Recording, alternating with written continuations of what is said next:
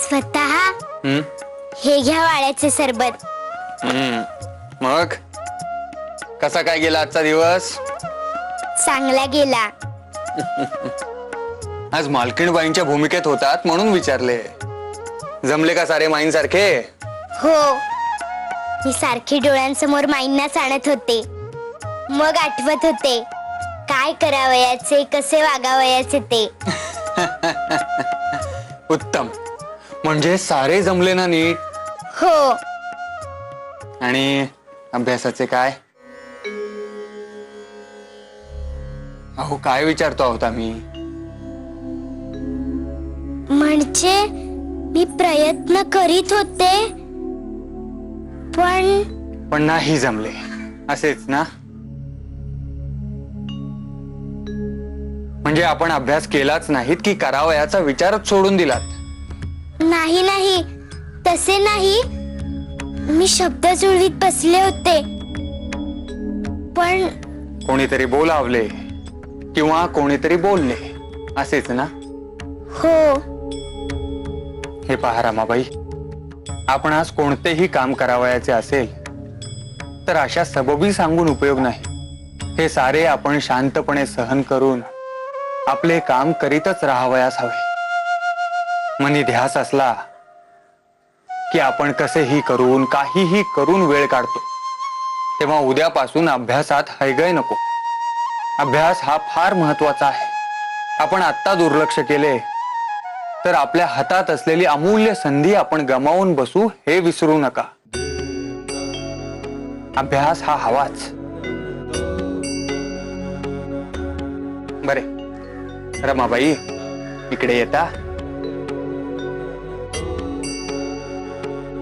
आज सायंकाळी अन्नपूर्णा वहिनींच्या अध्यक्षतेखाली महिलांची एक सभा होणार आहे. आम्ही जाणार आहोत. आपण येणार आमच्या सोबत? मी येईन ना. बरे, आपण असे करूया. आम्ही चटदिशी आपणास एक छोटेसे आणि सोपेसे भाषण लिहून देतो. तुम्ही तेवढे पाठ करा आणि आजच्या सभेमध्ये तुम्ही सुद्धा एक भाषण म्हणा. काय?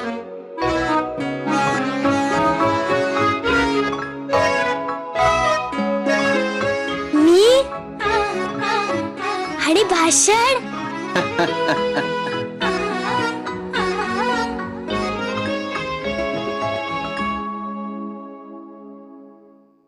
अगो बाई, अगो कासराभर दिवस वर आला तरी चूल अजून आपली थंडच. छान. नाही काय गो दुर्गे, हा? नाही तुझी ती ताई जाताना त्या नगभर पोरीवर आणि तुझ्यावर ना घर सोडून गेली होती. छान. अगो आज ही सुभद्रा नसती ना तर सगळे उपाशी राहिला असतात हो या घरात. सुभद्रा काकू, अहो आत्ताची सगळी तयारी सांगितली मी सुमन काकूंना. हो का? काय काय सांगितलेस मला तरी कळू दे. अहो घोसाळ्याची भाजी करूया मुगाची डाळ घालून. दारची ताजी घोसाळी आहेत, तुरीची आमटी आणि भाजलेल्या तीळ खोबऱ्याची चटणी करेन म्हणते. शिका का दुर्गे, काय हा बेत? छे, ते नाही हो चालायचे. मी तर म्हणते भरली वांगी करूयात आज. अगो कालच गोडा मसाला दळलाय ना मी ताजा. भरली वांगी, ज्वारीची भाकरी, मिरचीचा खरडा आणि काकडी घालून कढी. हा बेट ठरला, कळले? मी लागतेच आता कामाला. छान. सोमन काकू, 4च बोट जमली का त्या कळशीत बुचकळायला? हात घालायचा होता ना पूर्ण. बाई बाई बाई बाई, काय म्हणावे यांना? अहो, एवढं वय झालं तुमचं ना, तरी साध्या छोट्या छोट्या गोष्टी तुम्हाला समजावून सांगायला लागतात अजून. आता उभ्या करायलाय तिथे, बाहेर जा आणि ओतून द्या ते पाणी. ताज्या पाण्याची कळशी भरून आणा जा. कठीणच आहे ग बाई यांचे.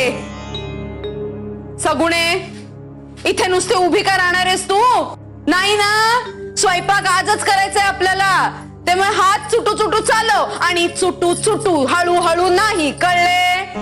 जा, काकडी सोलून दे मला, जा. बाई बाई बाई बाई, एक एक ध्यान भरली तो या घरात. शी.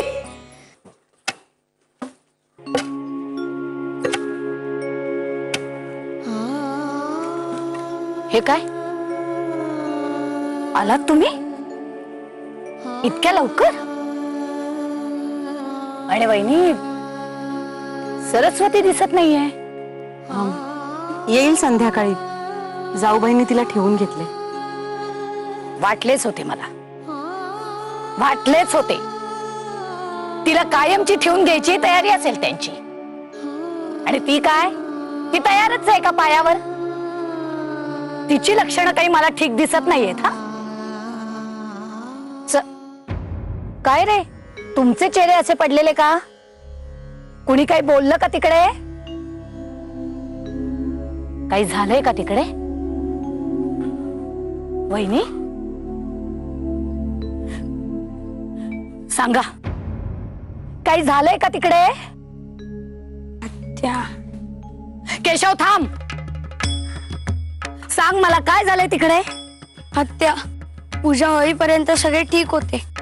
नंतर आम्ही पहिल्या पंक्तीस बसलो, तेव्हा काकांनी अण्णांना पानावरून उठवले आणि म्हणाले, तुम्हाला शेवटच्या पंक्तीस बसावे लागेल. तेव्हा आई ताडकन उठली आणि आम्हाला घेऊन निघाली. तेव्हा अण्णाही आले पाठोपाठ.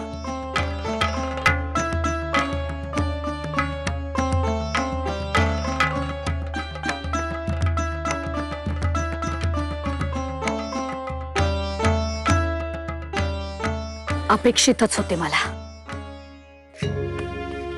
जा, हात पाय धुवून घ्या, गरम गरम भाकऱ्या टाकते. जा, पळा, जा.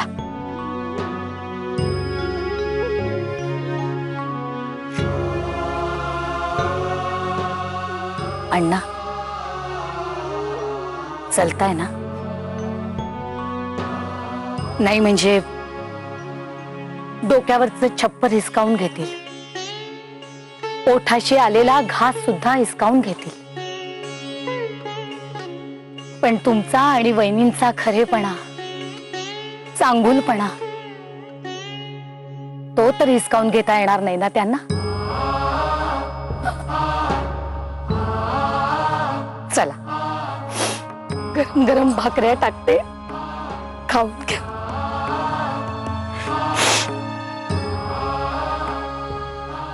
हे घ्या बाळंबच्चे. हे काय? त्यात काही रुपये आहेत. यातून सावकाराचे उरलेले व्याज भागेल. मग टप्प्याटप्प्याने मुद्दलही देऊन टाकू. माधवा, गेली कित्येक वर्ष आम्ही भाऊसाहेबांना सांगत आलो, कर्ज प्रकरण मिटवा, उदारवृत्तीला आळा घाला.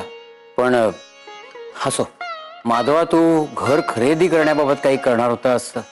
होय, मालकांकडून काही अडचण येईल असे नाही वाटत आम्हास. परंतु आम्हीच पैशांची जुळवाजुळव करीत आहोत.